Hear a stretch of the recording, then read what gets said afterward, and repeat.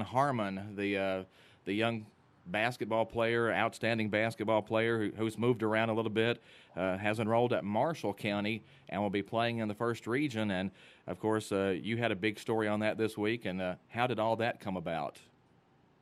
Well, fortunately, by covering Marshall County Hoop Fest and a lot of other things for a lot of years, you get to know a lot of people. And I had heard there was going to be a move coming for Zion, and the family was going to be moving, and it built a relationship with the family, and just happened to know the right people to call at the right time. And when I did, Zion's father, Mike, was really gracious about talking about some of the things that went into the move and why. I talked to him about a year ago about when they went to Adair County, and that was a move that really kind of shocked me when you go from Bowling Green to Adair County, and this is certainly nothing against the folks in Adair County, but that's a pretty big change. And in Adair County, one of the reasons that Mike Harmon wanted his son to go there was to kind of get away from any distractions. And if you've ever been to Columbia, you know there's not a lot of distractions in the city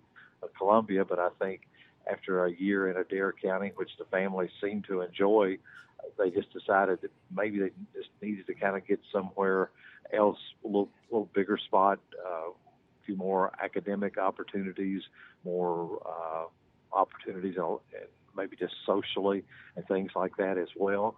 And so I think they were just looking for a school that maybe would fit for a lot of different reasons. And I think there were some other things about Marshall County that was kind of intriguing to the family about moving there and helping do some things that maybe hadn't been done there before and all. But it's just a move that I think is really going to be significant for many, many reasons. And I know a lot of people are trying to read a lot into it and saying it was all about athletics. And obviously anytime anybody that plays sports transfers, they're going to look and see what kind of athletics are there. But there's a lot of, I think I'm right about this, Todd. I don't think Marshall County's been to the state tournament since 2012. It's been a while, yeah. And so this is a kid that's already been on a state championship team, and he led the state in scoring this past year at Adair County. So wherever he goes athletically, I think he's going to be fine. He's already shown wherever he goes, he's going to be pretty good, and whatever team he's on is probably going to be pretty good. So I think this was not a move dictated by athletics. So I hope people will eventually kind of just get over that. And yes, when a kid plays for 3 teams in 3 years, you kind of wonder, but I think there's a lot of different circumstances there, and his father's fortunate enough to have a job that he can work from about anywhere with what he does. And so I just think basically they've been to Marshall County for some events, like that area, like what the school offered academically, because Zion's about a 3.8, 3.9 student, and thought this will be a good place to spend the rest of his high school career, and that's what we're going to do. Yeah. A lot of people in this area, especially Caldwell County, are familiar with the kid because he played for D.G. Sherrill at Bowling Green, and D.G. is a Caldwell County grad and former classmate of mine. So, we kind of had an interest in that, yes. And they won the state championship 2 years. And then, the thing that gets me, the Harmon kid has scored 1,000 points in high school last season. That's pretty big. Yeah. Yeah, it's amazing what he did. And if you remember, he played at Marshall County Hoop Fest last year against the team that has DJ Jeffries, who is a University of Kentucky commit. He'll be a senior this year, and he'll be coming back to Hoop Fest, is my understanding. But in the first quarter of that game, Zion had 18 points, and the whole defense was set up trying to stop him, because I remember talking to DJ Jeffries' coach after the game and said, what were you thinking after the first quarter when everything you were doing and nothing was happening? He said, one thing we were hoping is he was going to get tired, because if he wasn't going to get tired, he was going to score 1,000 points. Yeah, wow. And that was kind of how it happened. And I think Zion ended up like 33, 34 points, but he's just an amazing talent. It's going to be fun for folks to get a chance to watch him play. And the thing is that when he won the state championship with Bowling Green 2 years ago, he was an 8th grader, and he was a freshman last year. So just a sophomore coming into Marshall County. And is it my understanding that maybe they'll reclassify at some point and he might move up a year as far as looking to go to college someplace? That is everything that they are working for, the class schedule that he's taking, and that's what the goal is, of course, there's really no need to announce, right now it's 2018 that you're going to reclassify to 2020 instead of 2021. But that's definitely what the plan is, or what the long-term hope will be, that that's what they're able to do, and what Zion is working for and studying for and doing right now. So I think you're going to see that happen, because there's a lot of people that think he could be recruited and go play college basketball right now. Oh, wow. Well, I know the University of Kentucky and the University of Louisville haven't really jumped in on that, I don't think, yet. But surely at some point they have to take a look at this kid. Oh, I think there's being more and more interest from the University of Louisville. I think and Kentucky is certainly very aware of Zion. I think it's just kind of John Calipari's philosophy that you're not going to offer somebody that's just a freshman going into the sophomore season very often. But I'll be shocked if something does not come in pretty soon, because, he's one of the top-ranked players in the 2021 recruiting class. Even if he drops to the 2020 class, he's still going to be really highly ranked. He'll more than likely make the USA under-17 team when he goes to try out for that. And places, Kansas has been recruiting Zion really, really hard for quite a period of time right now, along with several other schools. He's got, I think, 7, 8 Division I offers already, and there's going to be a lot more to come. So I think Kentucky and Louisville, the offers will both be coming, and I think Zion would probably like to stay in state if the opportunities are there for him. Well, will he be at Marshall County for a couple of years, or is the plan to play there a year and maybe move on to another school for another year? Is he just trying to, it's a unique situation with the family, it looks like. Yeah, no, I think the plan is this is where he would like to finish his high school career, whether that's 2 years or 3 years. I think the plan would be for 2 years, but if something happened and it turns out to be 3, heaven forbid that maybe he would get an injury or something like that would force him to kind of change that thinking. But I think the plan would definitely be for him to finish his career there at Marshall County these next probably 2 years. And I think they're really looking forward to it. This is a school that obviously had the school shooting back in January, and I'm sure folks are still healing from that at all. It's also a school where having I believe, from what I was told would be right, that if Zion stays there like I think that he will, and he becomes a Division I signee, which I know he's going to be, would be the first African American Division I basketball signee that Marshall County would have. And I think like being part of that history and maybe make kind of a cultural change means a lot to that family, and I think they're looking forward to really embracing that.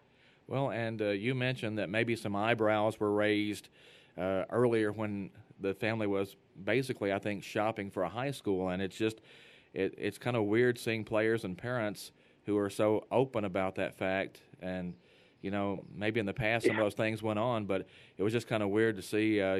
We saw Scott County mentioned as a possible destination, and of course you mentioned he was at Bowling Green and then Adair County, so it just a little weird to see that. Well, I think Mike Harmon's a pretty open and honest guy. You ask him a question, he's probably going to give you an answer. And again, when they went to Adair County, Mike had said he never said they would be there 4 years. He just thought that Zion needed to get away from a lot of things and just be able to get out where there wasn't a lot of distractions other than basketball and academics. And in Adair County, I think that was the perfect fit for what they wanted for a year. Then I think they just decided, okay, now we need a little bit something different. And again, I think some people are saying, yeah, they were out shopping for a school and they were looking to make a move, and I understand, but they were looking at more than just where he was going to play basketball, because as I said, he's going to be successful wherever he plays basketball. If it was just purely looking for an athletic move, I'm just guessing that maybe you go to a school that it hadn't been 6 or 7 years since they won a regional championship. Maybe I would think you'd probably just go to a prep school. Right. If you're looking just purely for athletics, would seem to me you go to, there's one right here in the state, you go to Aspire Academy up in Louisville, and then that's nothing but athletics. But from all the family has told me, that wasn't what they were looking for, and they've made a legitimate change of residence now, and the dad will be working the job. And I mean, from what I can gather from reading KHSAA transfer rules and bylaws and regulations, it seems to me that everything they've done will certainly fit. There won't be any issues. And I know the folks at Marshall County are ones that normally certainly stick by rules and know what's going on there. So I think everything is going to be fine, and some people just need to kind of chill out and realize sometimes, families just make moves for different reasons. Right. And one of the things that's kind of put Marshall County on the map in basketball is that Hoop Fest, and I know you come down for that every year. Yeah, it's a terrific event, and I'm just sitting here thinking probably the biggest crowd I've seen in recent years was when the Harrison twins came to the Hoop Fest to play their senior year right after they had signed with Kentucky. And I'm just thinking, and Marshall County always draws a big crowd, whatever game they play. But now with Zion Harmon there, I would think they'll have a chance to match Marshall up with against maybe a really elite team, and we could see that gym just overflowing. Like, what if Memphis East went ahead and came back up here, and they have James Wiseman, and you paired Marshall County against Memphis East on, say, a Saturday night, when all the college coaches that are recruiting James Wiseman and Zion Harmon could all be there to watch. Oh yeah, that's going to be a packed house. Well, yeah. and so I don't know. That's what they'll do, but I'm just thinking, yeah. If I'm sitting there and I'm the organizer, that would seem like a pretty good matchup to me. And Caldwell County, we have our own Hoops Classic now, the West Kentucky Hoops Classic. It's December 27th and 28th at the Caldwell County High School gym. They've got 9 boys teams and 4 girls teams this year, and we appreciate you helping to get the word out in the past, and maybe you can come down for that one year. Yeah, it's been a terrific event. I've liked the teams y'all have brought in there the past couple of years. Is for family reasons, I just haven't been able to get away, but I've heard nothing but really good things about what you guys are doing there. It's really nice for community when you could have an event like that and bring in the kind of teams that you all have been able to bring in. We want to get to some UK sports now, and there's a lot of ways to go, but I guess we'll start with basketball. And it looks like John Calipari has really picked up his recruiting after last season, and 3 sophomores back for next year's team, including P.J. Washington, who I think has, he could be an SEC Player of the Year type guy next year. I think he could too, and he's going to be really, really important, I think, for Kentucky from a leadership standpoint, and that's nothing against Quaddy Green or Nick Richards, who are both also coming back. But I think with PJ, okay, you got a guy that showed you what he could do the last part of the season. He's proven that he can go out there and back up words with his actions. Nick and Quaddy really haven't done that yet, and I just think young guys coming in, they're going to tend to listen more to that guy.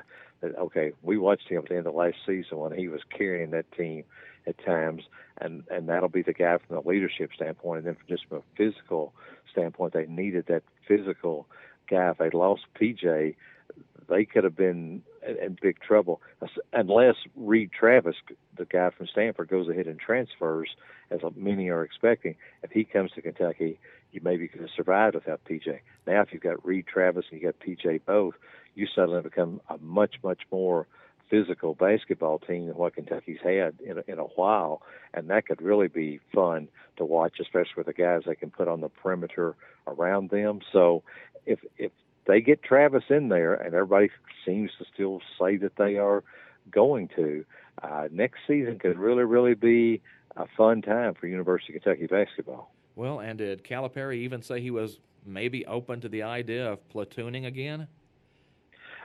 That's what he said. Of course, Calipari's a pretty sharp guy. If he's got Ashton Hagans, the guard down in Georgia, planning to reclassify to where he can join this team, and if you're trying to get Reed Travis in, and if guys are counting numbers and they're seeing that, and you're thinking, well, maybe I don't know if I want to reclassify, or maybe there's not enough, and all of a sudden you see Calipari's going to platoon and make sure 10 guys play, that might kind of make things seem a little bit better when you're deciding what you're going to do. Not saying that Calipari wouldn't platoon, because he didn't really say he would. He didn't really say he wouldn't. He just kind of said he was at least he would think about it.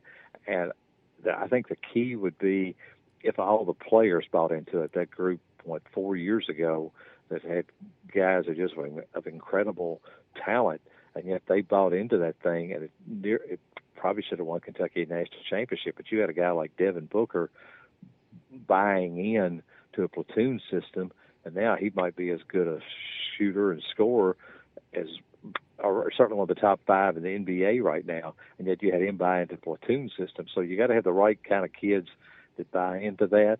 But just from what I know of the guys that are coming into Kentucky and all, I think they would be okay with that. So it's kind of fun to watch. I would like to see him be able to do that. Oh, yeah, it's always interesting to see, how he's going to decide to handle all the talent he has. And, I was a little surprised that Wenyen Gabriel and Jared Vanderbilt both stayed in the draft, but you wrote this week that didn't really surprise you.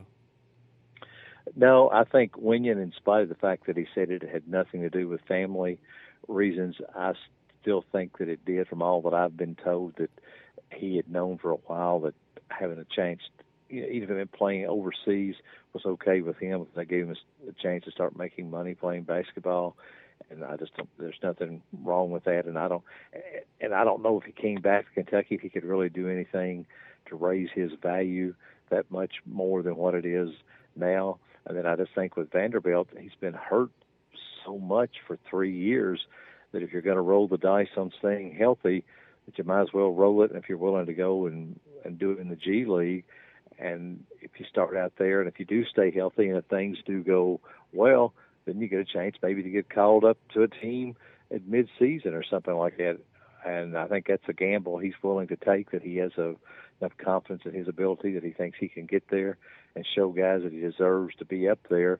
And if he's already there, then he can do that. So it didn't surprise me, and I don't think, in all honesty, it probably, well, I don't know exactly how, but I don't think it totally upset everybody at UK, because if he came back, there was still that big unknown.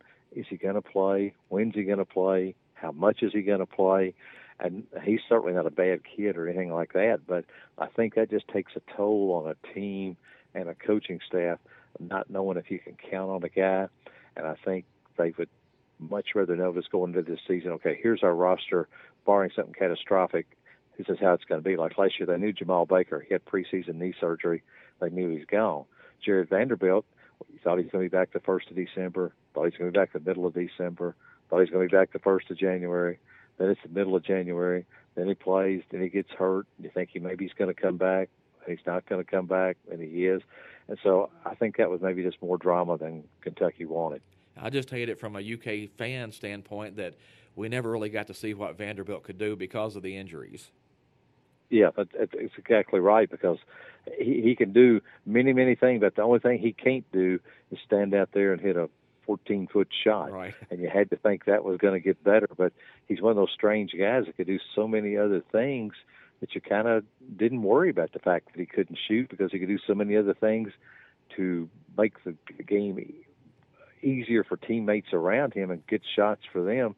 But he's a guy that really didn't have to score to be a dynamic player for you. And I think he'll probably get drafted in the 2nd round, even though he's been hurt and had almost nothing to show from last season other than, 12, 13 games.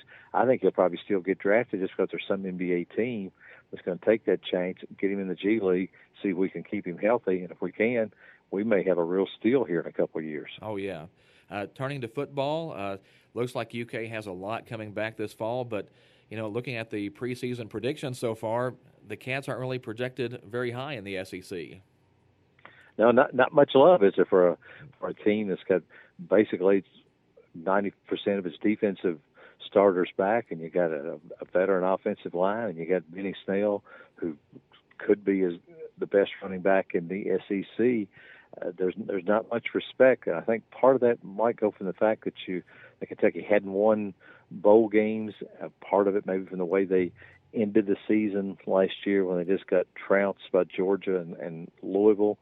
But hopefully that'll motivate the guys at Kentucky to say, hey, just because you've been to a bowl, you're still not exactly loved and respected across the SEC, and get them out there to where they want to kind of show that they are better than what people think or what some people think they're going to be. But for Mark Stoops, this is a pretty big year. I mean, these are all his guys. He's got experience back on defense.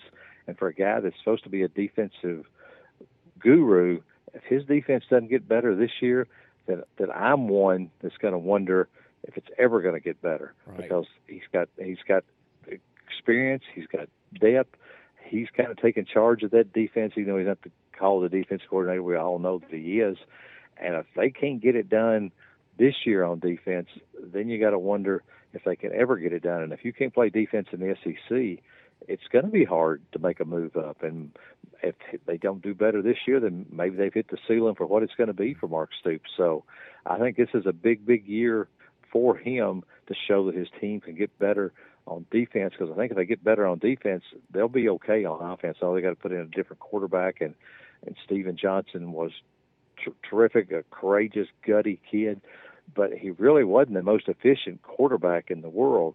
He just had a knack for making huge plays at the right times. But as some have told me that I've kind of sat down with and look, if you go back and watch games, maybe if Steven just made a few easier plays earlier in the game, you wouldn't have been in that shape where you had to have those kind of heroics from him. And that's certainly not to take away from him, because what he did was still special. But I'm still a big Gunnar Hoke fan. I like the fact that he throws the ball to where it's supposed to go, and he does it accurately. I kind of like a quarterback that can throw it where he's supposed to, and it gets there. And I've really still not seen enough of Terry Wilson to have a valid judgment. I know a lot of the coaches are high on him, but I just don't think quarterback is going to be the big problem area that some people think it's going to be for this team. Well, a couple of things. When you play in the Southeastern Conference, that's so tough. However, we saw a couple of years ago, Missouri has had some success, so it can be done. Yeah, it sure can. And, again, a lot of pieces are in place for Kentucky this year, and now you just got to go out and show that you can do it. But I like having Benny Snell. I mean, that's a really good piece to start with, but you're going to have to be able to throw the ball some, because, I mean, you and I don't make what SEC defensive coordinators make, but I bet if we were going to coach against Kentucky, we'd say, well, maybe we just ought to load the lineup and stop Benny Snell. Oh, absolutely. I mean, I think he's going to face that, and hopefully a guy like C.J. Conrad, they'll throw him the ball more this year, or some of these receivers that are a year older now that'll give them kind of a chance to make some more plays. But that's why I think Gunnar Hoke, to me, would be the guy I'd want to see, because he can get that ball out there pretty accurate. And I think there's going to be some open receivers. You just got to be able to get the ball to them. Yeah, one thing about UK football that I kind of miss, I miss the anticipation of that UK Louisville season opener. It seemed to be a big build-up, and do you have any thoughts on that, or do you think we'll ever get to see that game move back to the front of the season? I don't think we'll ever get to see it move back, but I'm with you. I thought it kind of generated football talk all summer long. And then the other thing I liked, that once you got the game played and it was over and done, you could go on and concentrate on everything else. I just don't like it at the end of the season. I guess I'm just too old. I like the Kentucky-Tennessee game to end the season, and I like the Kentucky-Louisville to open the season. It just seemed to me that it worked better that way, but we're never gonna see it again, because that's not what TV wants. Right. Well, Larry, we certainly appreciate you taking some time with us this morning, and I know you just did an hour show in Lexington before you joined us, and I'm glad I could finally get the time zone straightened out to where we could get you on at the right time. And yes, same here. And I tell you what, I've enjoyed having a chance to talk to Emma Talley a few times recently and follow her a little bit, and she's made such a fan of me, Todd, that I'm going to go up to Indianapolis, and the LPGA event is up there in August, to my first LPGA event, just so I can go and watch her play. Oh, that'll be great. And I know you've actually kept up with several of the local kids, Elijah Sindelar, who's now at Purdue, Eli Peppers at Lipscomb. They played North Carolina in the NCAA tournament. And there's another kid from this area that's on his way to UK that I don't know if you know him or not, from Lyon County, Cullen Brown. He's going to be playing golf at UK. If you haven't talked to him, you need to. You need to, yeah. Yeah, I've heard he's terrific. Yeah, he's a great character to talk to, and just an incredible golfer, too. Yeah, well, good deal. Well, anytime you need me, you know just to holler. All right, thanks. We appreciate it. Thank you, sir. Yes, have a great day. Okay. All right. Fantastic. Larry Vaught, veteran sports writer and columnist today, and appreciate that. And you can read him in the Times Leader every Wednesday, and several of the other papers in the Kentucky New Era Media Group. I think it's in the Dawson Springs paper and the Providence paper. So he has several newspapers where his column appears. He has several radio stations where he does different things. So Very busy guy, and he's been good covering insight. UK sports for a long time. Yeah, he has, and we certainly appreciate him coming on and being with us on the Sideline Report. And if you have anything to add or would like to chime in, again, remember that text line, 270-963-9038. And our thanks to Larry Vaught. It's 9:30. We're going to take a break, and we'll come back. And we want to tell everybody that we do have a top 5. Yeah, we'll do that, yes. So that's coming up shortly. And You going to tell them what it is? I've been promoting it. Okay, yeah, it's top 5 Van Halen songs. Yeah, so you Van Halen fans out there, somebody's going, oh, my goodness. Kenny Courtner's out there going, who's that? And we've got more sports to talk about. We're not finished talking about sports, but we do want to get our top 5 Kenny, in, too.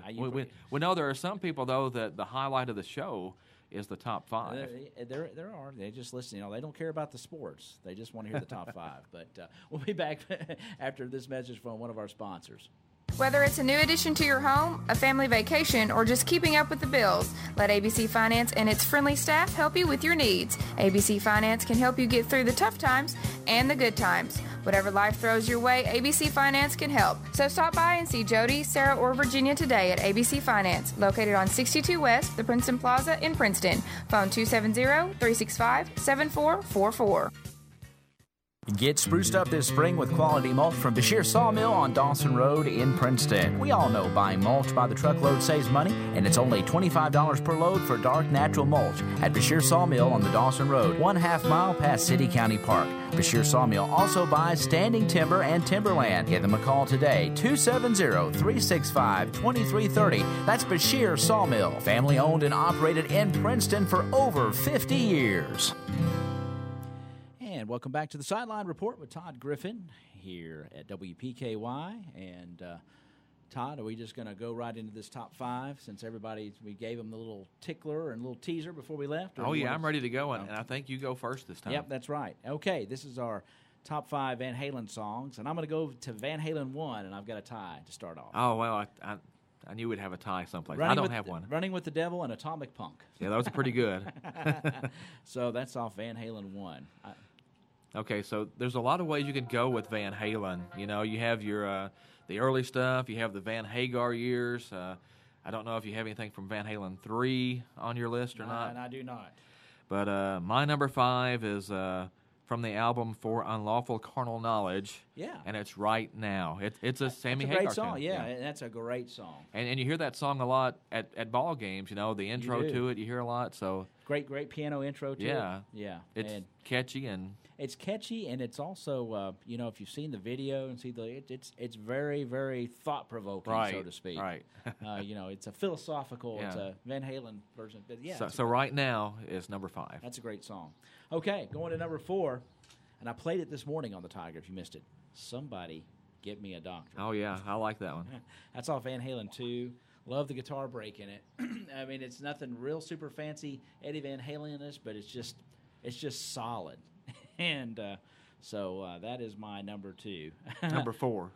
Oh, yeah, that's my number 4. I don't know what I'm doing. I'm trying to read text at the same time. Will Brown says no. I don't know if he says no to your for unlawful carnal knowledge or anyway. But anyway, number 4 is Somebody Get Me a Doctor. Okay, my number 4 is the title track from 5150, which was the first Sammy Hagar album. And, that's a fantastic album. I wish there were more just out-and-out rock songs on it. There are a lot of songs that seem like were great radio kind of songs, but, there was only a couple of songs that really rocked, and I thought 5150 absolutely did. It wasn't released as a single, but to me that's still one of the rockinest songs on what's a really good album. Yeah, it is. 5150 when it came out, it's kind of it was new and fresh. I was disappointed. I'm kind of an old school Van Halen guy, but when that came out, I gave it a shot. Yeah, and overall, yeah, it was pretty good. So I've got no qualms with that one. My number 3 comes off Diver Down. Oh wow! And and it is the intro and little guitars. I like the classical guitar intro to that, and then of course I like the song Little Guitars. Okay, my number 3 comes from the first album, Van Halen. It's Running with the Devil. There you go. that could easily have been number one. I mean, I think that's it's the first song on the album, I believe. I believe it's the first song. When you put that on, you hear that. When you hear that coming in, I mean, back when that came out, I think it was 1978, something like that.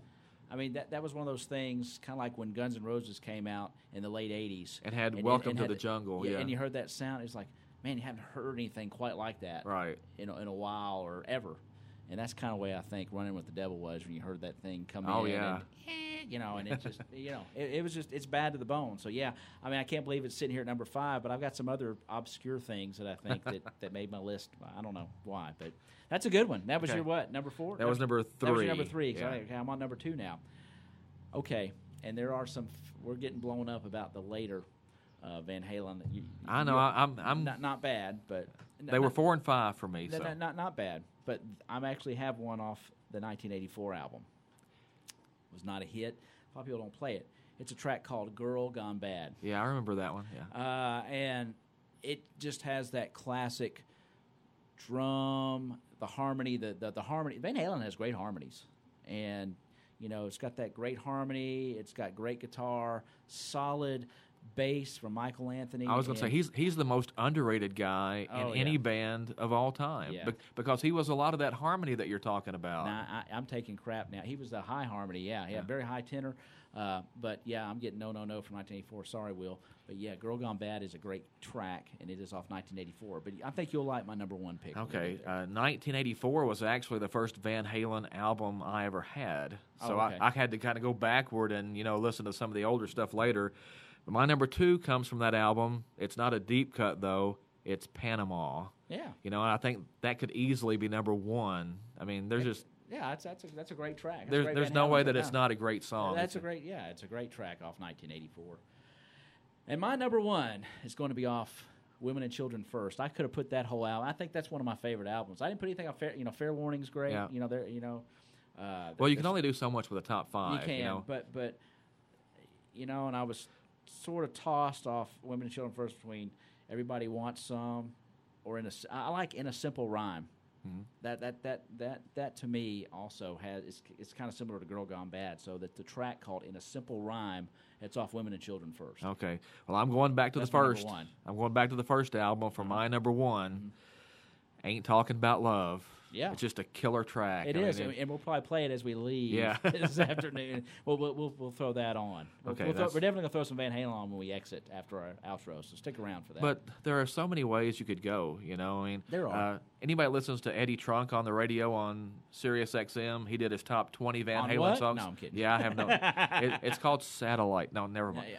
Yeah. He did a top 20, so we do our top 5 here because he has 2 hours and we have an hour, and we have to talk about sports and he doesn't. So that's why we do a top 5. That's right. And I stole the top 5 from that metal show to begin with. So well, everybody knows that, but we got to give that metal show a plug. It's a great show. Yes. Especially and it needs to come back. Yeah, I know. It was on VH1 Classic, and not only did the show go away, the whole channel went away. Yeah. So it's. But all those guys, I remember Eddie Trunk was the facilitator of it all. But the sidekicks, those guys, who were those guys? Oh, yeah. I can't think of their names. But yeah, they're both they comedians. Were great too. Yeah, but those guys were great too, and it's an entertaining show. Well, and they had some great guests on there. They did. Guitarists sitting in. It was an awesome show. I can't believe with all the stuff that's on TV that show can't find a home someplace. Yeah, Eric Griggs puts in a great lineup here. Unchained, yes. House of Pain, excellent. Everybody Wants Some, yep. Griggs, I'm with you, man. Drop Dead Legs, that's awesome.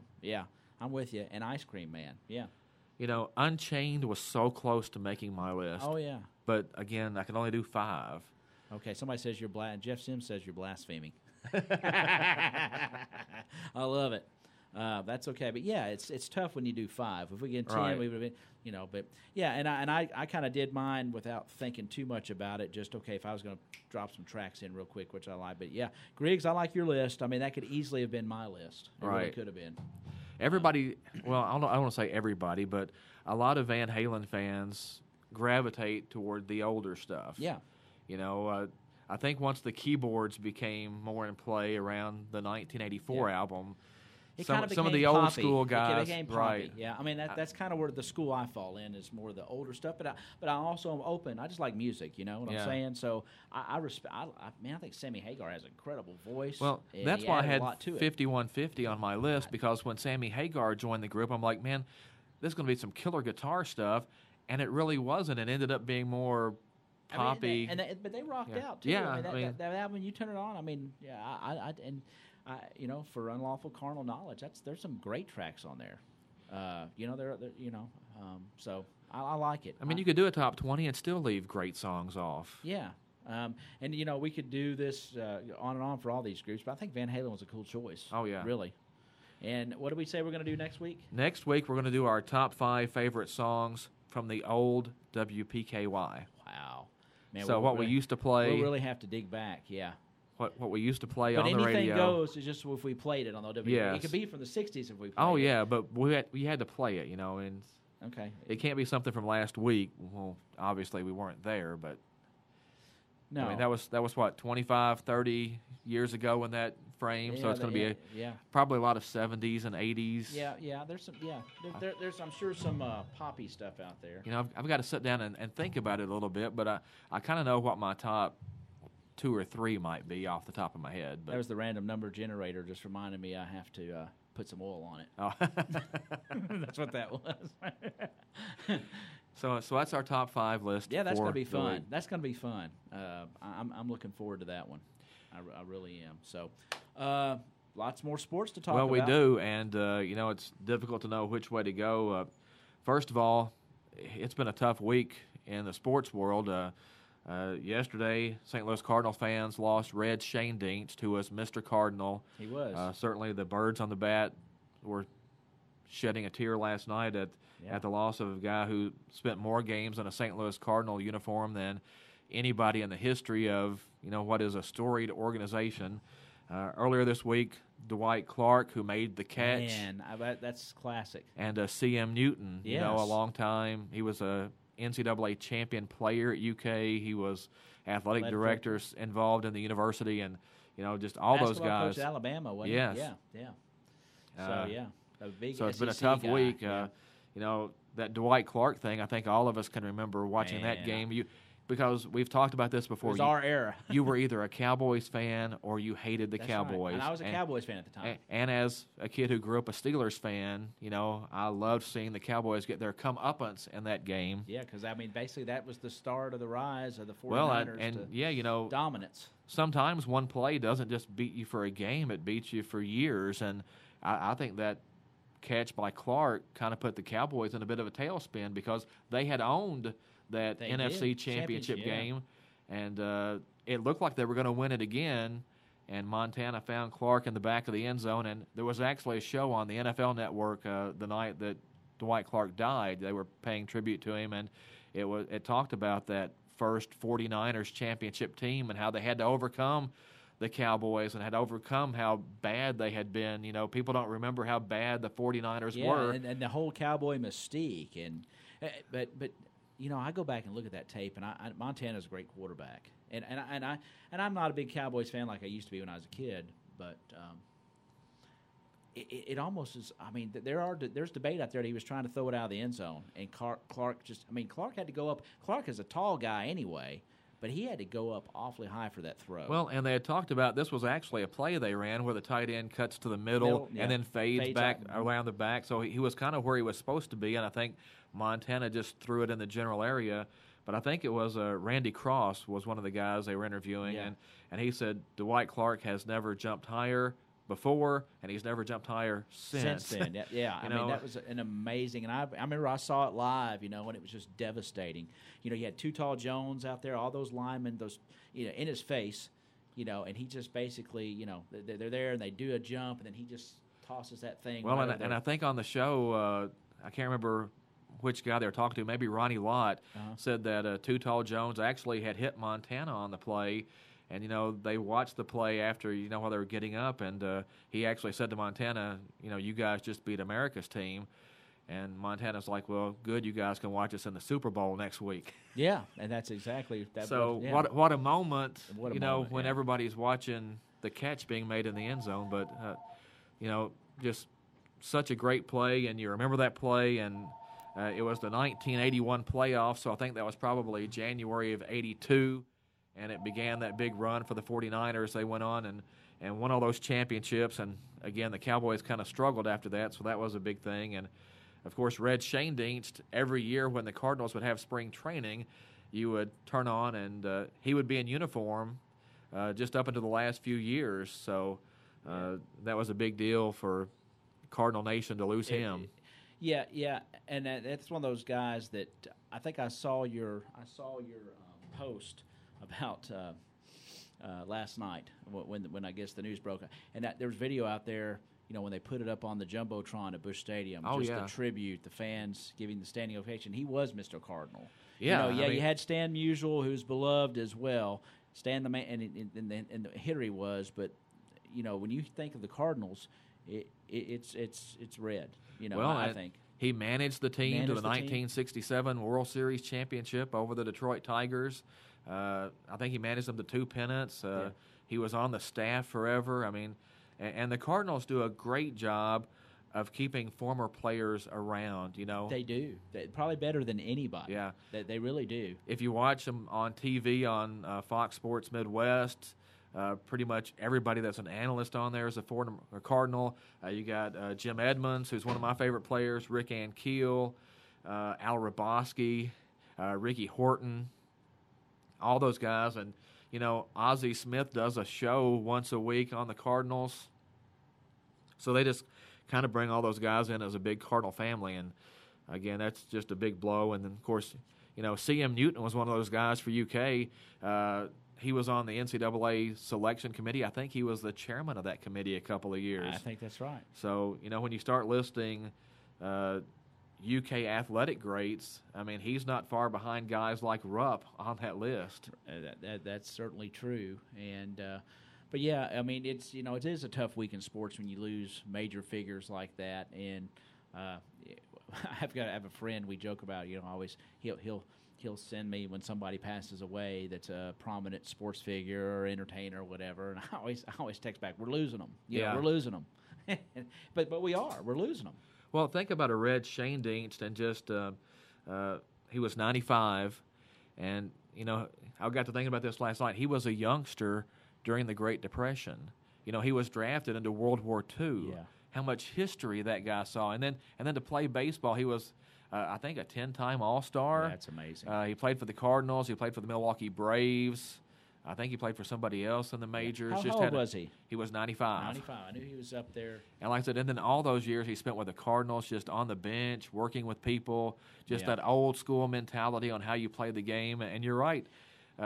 We're losing those guys. Yeah. There used to be all kind of those old baseball guys around, and then, you look up one day and they're all gone. Yeah, but you mentioned a great thing about the Cardinals organization is true. When you go into Busch Stadium, you got the Stan Musial statue and other tributes to past players, Bob Gibson, There's a Schoendienst statue. There's a Schoendienst statue there, but, I remember a little kid. I was thinking, I can't say his name.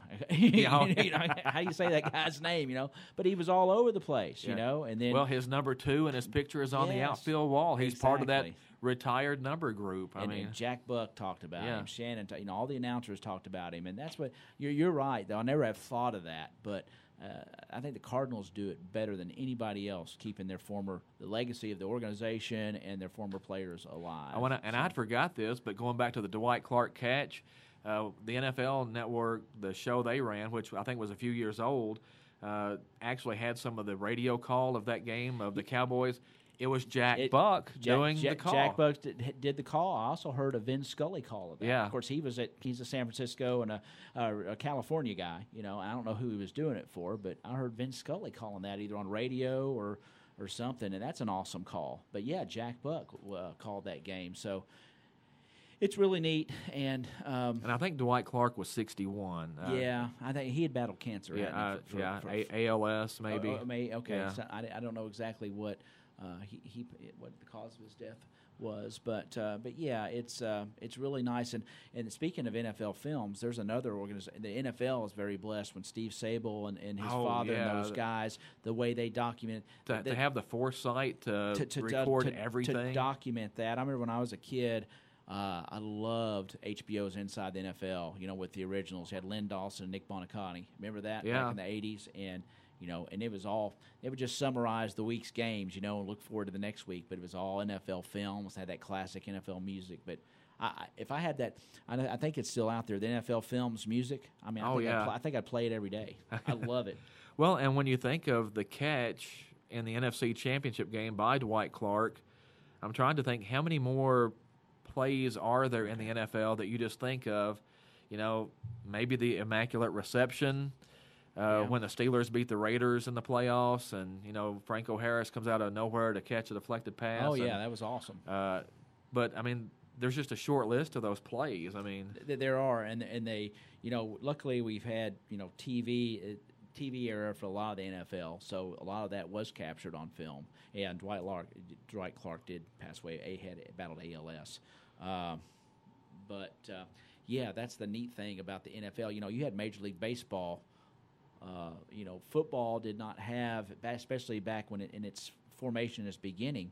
A lot of the baseball rather didn't have all that football did. Right. Now football's got a long, wonderful storied history too. I've been I've been to Canton to the Hall of Fame, and man, that is awesome. Yeah. If you get a chance to see it, but there's a wonderful history of football as well. But baseball just started a whole lot earlier. Yeah. And you're talking the 1800s, pretty much. Yeah, and so football, but. It lends itself, the foresight of those Sable guys to get NFL films up and going and to document that the way they really have. I mean, it's really a great archive to have. But just wanted to mention those guys because that's a pretty tough week.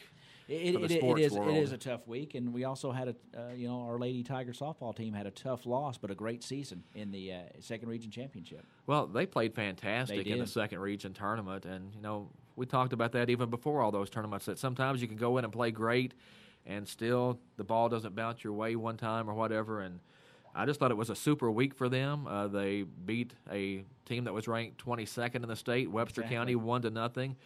Had to come from behind to beat Crittenden County 7-2 in the semifinals on Friday, and then just an epic championship game on Saturday. I mean, we were there for part of it. Yeah.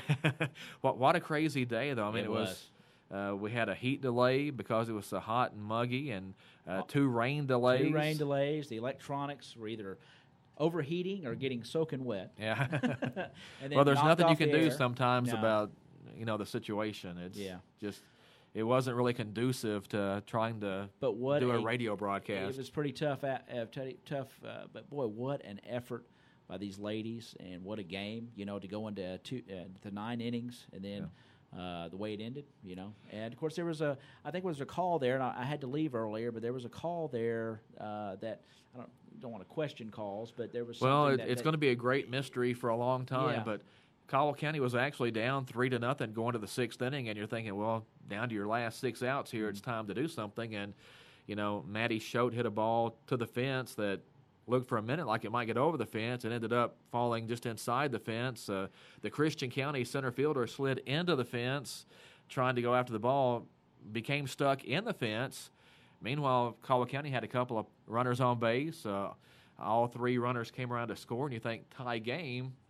But then officials later ruled that apparently the ball left play and called it a ground rule double. Yeah. So now instead of a 3-3 tie when you thought you had the inside the park home run, now it's a 3-1 game. All right. Well, and there's a big distinction there, and I couldn't tell. I couldn't tell if the ball left the field to play or not. It has to either go under the fence or whatever. And I would think it would go under. If it fell short, then she slid into it. It had to go under at some point if it got out of play. Right. But, the play is not dead because the center fielder becomes entangled in the fence. Now, if the ball gets stuck, yes. Yeah. But the outfielder is supposed to throw their hands up. Of course, she couldn't because she's stuck in the fence. Yeah. And, I think only the people who were standing out there watching the game truly know exactly what happened in that play because none of the officials went out to take that close a look at it. It was later that they determined it was a ground rule double, not when the play happened. Was going on, yeah. So obviously Caldwell County thinks it should have been a home run, an inside the park home run for 3 runs. Christian County, of course, was fine with the ground rule double and their fans. So you know, I wish I'd had a better view of it. I couldn't see where the ball was. You know, thankfully, Jamie Burke came up a batter or two later, got a big single up the middle that drove in those 2 runs to tie the game again at 3-3 and kind of send us into extra innings. And Caldwell County had a couple of chances with runners in scoring position, you know, I think in the 7th and the 9th, and just couldn't get that one hit, you know. Yeah. You know, you get runners in scoring position, sometimes you hit the ball hard and it's right at somebody. Exactly. And then I think Katie Franklin and the whole team kind of ran out of gas there toward the end, and Christian County hit the 2-run homer to win it in the bottom of the 9th.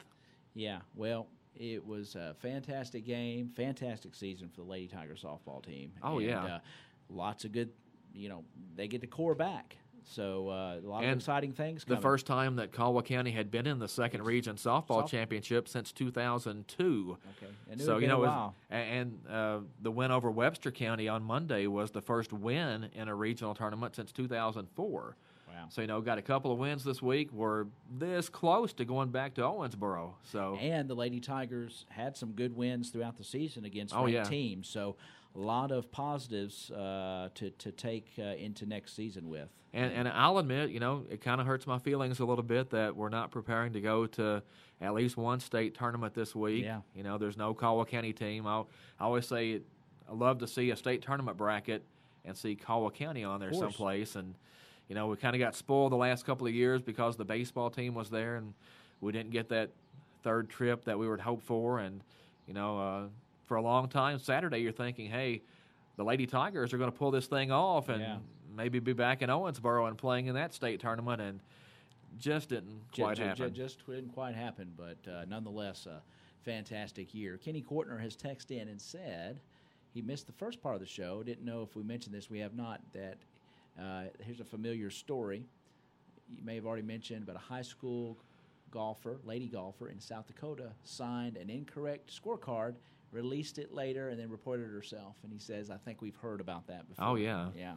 So, thanks for that input. Yeah, I had not heard that story in South Dakota. But yeah, Emma Talley actually had that happen to her. I mean, that was just, you know, at the time it was devastating. You look back now and you think, you know, well, she won 3 state championships, and, of course, that would have been 4 straight, which had only been done once before. Right. So that would have put her, but I think Emma ended up with better publicity out of the fact that she turned herself in. And she was honest. Honesty is the best policy. Yeah, and Emma is kind of being set up, you know, on the LPGA Tour to be one of that next wave of really good players. Yes. But it's so difficult because all those players are so good, and I don't think Emma played as well, obviously, in the U.S. Women's Open as she would have liked to, since it was on her home course at Shoal Creek near Birmingham.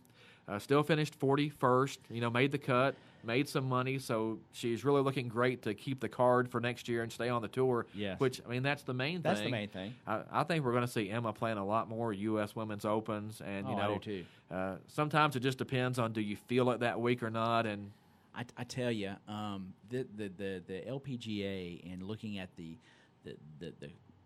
players and the talent that's out there, it's just unreal. I mean, it's when you get to that level, they can all play, they can all shoot to score, they got every shot in the book, and it's just a matter if you're hot and if you're playing that course well and a little bit of luck, you know, because there's just when you get and looking at those top 40, 50 players in the world, you know, they're talented, man. Well, it's so difficult to be consistently at the top, especially you know, in golf. I mean, look at Michelle Wee. When she was young, she was blown up as, you know, this prodigy and was going to be the next great thing. They tried to play her in some men's events on the PGA Tour, and even she has struggled for that consistency on the LPGA Tour, and she's a phenomenal player. And you look, Lydia Ko, who came out and a very young player and set the world on fire there for a while. She's kind of come back to earth a little bit. You know, she's kind of had those struggles too. It's just a difficult sport to be there every week. It is a tough game. Look at Tiger Woods, dominated for years. Whatever, you know, however you want to debate whatever happened with all his circumstances, he has not made it back to that elite, whether it's mental, whether it's physical. You know, he's had a lot of physical issues, I'm sure. But we all know that play golf, a lot of it's 90+% of it is between your ears. Oh, yeah. I mean, it's a really difficult sport. And it's between your ears. And so... and there are other things for the professionals, and we talked about it with Emma a couple of weeks ago when she was in here. It's a grueling grind. Travel schedule. Yes. You know, it's not just show up on Thursday or Friday, play a couple of rounds of golf, and go home. I mean, it's a full-time job. It is. And you're in one city one week, and the next city, I mean, they were in Birmingham last week for the U.S. Women's Open, and that's a really big deal. Well, this week they're playing in New Jersey. Yeah.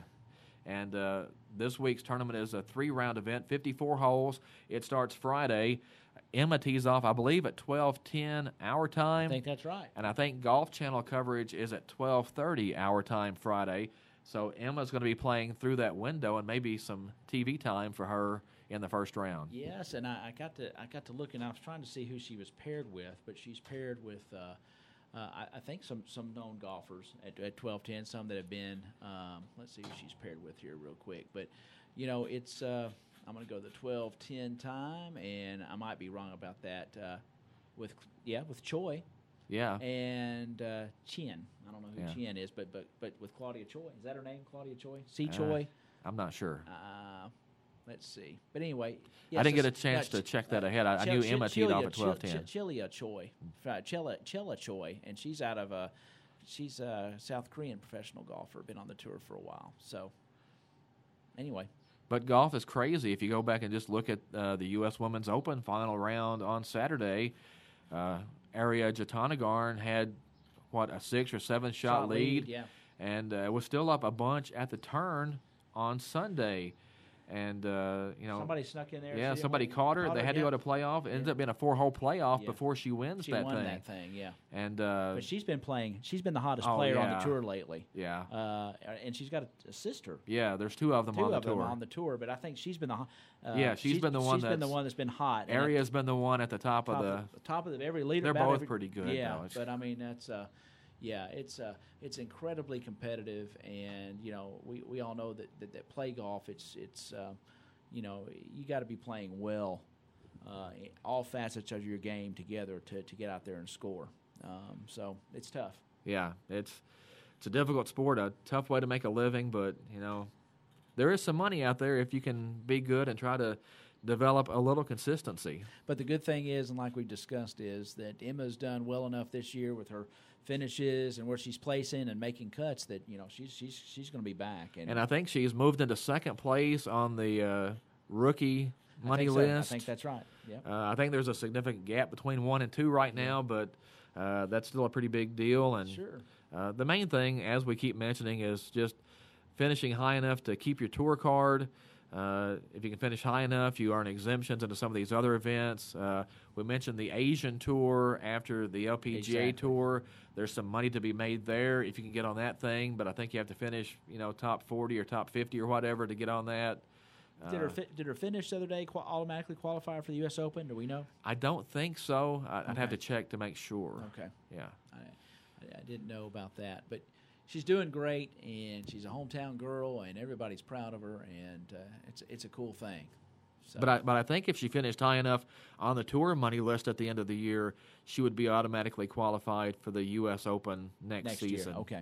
So, good deal. That's awesome. Where do we go from here, bud? Well, unfortunately, our high school sports season has run out. But we're only, how many days till football? We're about 7. Well, that's the thing. There's not much downtime anymore.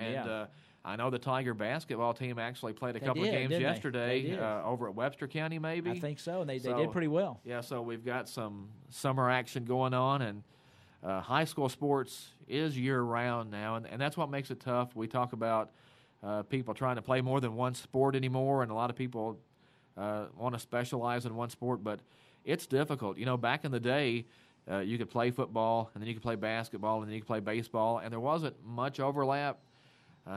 Anymore, you got all kinds of things going on. We've got a 15U baseball team with a lot of high schoolers on it that saw their first action this week, baseball. Yeah. Shane Burns with the Hoppers. Yeah, Shane struck out 10 in his first yeah. action for the Hoptown Hoppers of the Ohio Valley League, which is a collegiate baseball league where a lot of colleges send their players to play over the summer to get in a lot of games. And Shane is actually playing. He hasn't gotten to Murray State yet, but is on his way to Murray State. So that is correct, and they've got 2 games, one tonight, and I think they play at home tomorrow. So there's 2. If you want to get out and check out the Hoppers. But Shane pitched in relief, came in through 4.2 innings, 4 2/3, struck out 10.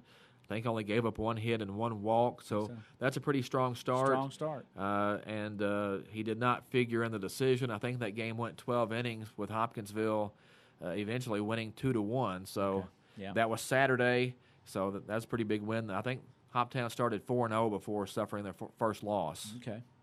Well, and like I said, if you want to see some good baseballs, you can check out the Hoppers. They play at the Christian County baseball field when they're home. So, but yeah, a busy show today, especially with Larry Vaught calling in, and again, really appreciate him taking the time. And one of these days, we're going to get him down to the West Kentucky Hoops Classic, and he gets to go to that Marshall County Hoops Fest, and that's a big deal because Larry is really involved in a lot of the recruiting stuff. Right. The guys going to UK and whatnot, and you go to the Hoop Fest, and there's all kinds of big-time recruits in those things. Definitely. And from what I understand, a lot of really good kids coming to the West Kentucky Hoops Classic at Caldwell County, and that's something we'll get into maybe in the next couple of weeks and be able to delve into that thing just a little bit deeper, because that's an event that has really grown quickly. When they first started that, I wasn't sure what kind of teams you could lure to Princeton, but man, some really good talent has come through here the last couple of years.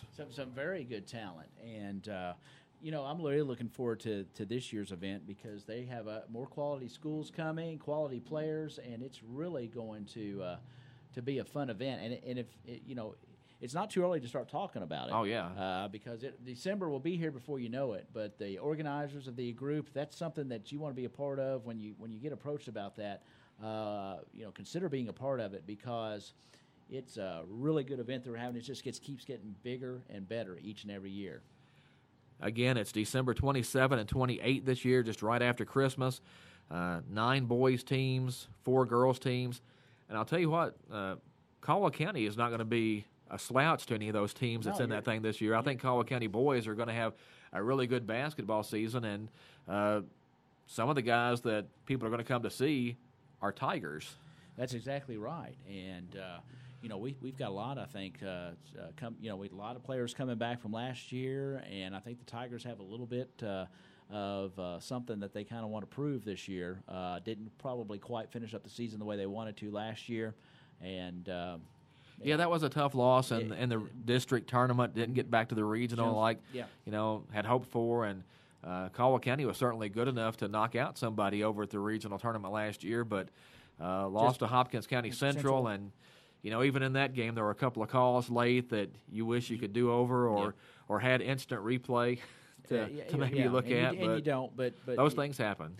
Yes, and we're going to try to bring you news. Todd will, of course, just check out the Times Leader, the sports section all summer long. And before we know it, we'll be into our football previews, and Well, once you get past the dead period, which is the end of June, 1st of July. Yep. Well, everything starts up It's after on. that, and We'll have soccer teams are 7-on-7s going, and soccer. volleyball is going, Yeah. football is going. So there'll be plenty to talk about. like I said, it'll ramp up quickly once you get through the dead period, which runs, I think, to July 9th or 10th. Something like that. Yeah, once you get past that, everything's heating back up. on. It's back on, and then before we know it, it's going to be time to be talking about preseason scrimmages. Oh yeah, and Friday Night Lights. We'll be honest. Friday Night Lights. So good stuff, man. And what a guest we had today. Well, thanks to Larry Vaught, and hope to have him back on again. Absolutely, and again, you can read Larry's column every Wednesday.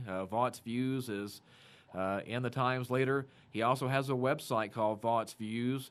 You can go online, and he's always posting new stories on that. Check those out. I looked at that just yesterday, getting ready for him to come on the show, and really glad he could carve out some time, because he said he was actually hosting Tom Leach's show in Lexington from 8 to 9 o'clock this morning, but said he had some time from 9 to 9:30, and so I jumped on that chance and shoot, yeah, man, got him on the radio for us here. It's good to have friends in high places. So, thank you much for that. And folks, check out our Times Leader. Not only the sports, but excellent news coverage across the county. It comes out in 2 editions, a Wednesday and a Saturday edition. And it's fun to partner with them. And the Times Leader. It's great that our media companies can join forces and try to give you as much news as we can here in the county, whether it's sports or news. So it's good stuff. Well, that's what we always say. The thing is, we're trying to share as much information as we can. That's why I post things on Twitter and Facebook. And I repost them on ours. Yeah. Follow me on Twitter at Todd Griffin 100. I used to say it's free. Now I'm like, it's not completely free because you have to read all my crazy posts too. But yeah, but they're good. And they're certainly good. Usually insightful. My fandom is very evident, whether it's the St. Louis Cardinals or Kentucky football and basketball, and I've never tried to hide. You don't make any bones about it. Well, I think it would be disingenuous to try to hide the fact that I'm a Cardinals fan. I like UK. I don't dislike a lot of teams, but I'm a Caldwell County High School graduate, so that kind of guides me into the blue and gold camp. Shoot, so yeah, why not? I think it's good stuff. I'd rather be open and honest about that than to try to hide.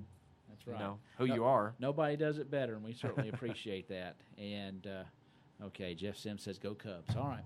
Who's that? Jeff Sims the says Vaught go, team? Yeah. Who is that? Yeah. I don't mind them too bad. But is that a minor league baseball team?